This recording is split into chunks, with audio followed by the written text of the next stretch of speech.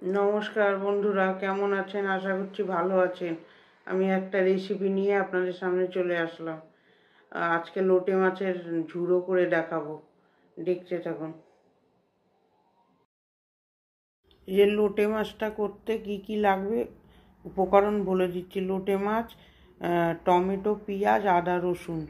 ওই মাছটা কেটে ভালো করে ধুতে হবে, ধুয়ে তারপরে কড়াইতে তেল দিয়ে গোটা জিরা দিয়ে পেঁয়াজটা একটু লাল লাল করে ভেজে নিতে হবে। ভাজা হয়ে গেলে তারপরে এর মধ্যে টমেটোটা দিয়ে দেবেন, স্বাদ মতন লবণ দেবেন, দিয়ে তারপরে মাছটা দিয়ে একটু ওর মধ্যে ভালো করে নাড়িয়ে চাড়িয়ে আদা রসুনটা দিয়ে একটু জল দিয়ে কষিয়ে তারপরে মাছটা দেবেন, দিয়ে তারপরে ভেজে এই যে এরকম ঝুড়ো ঝুড়ো করবেন। গরম ভাতের সাথে খেতে যা ভালো লাগে লোটে মাছ।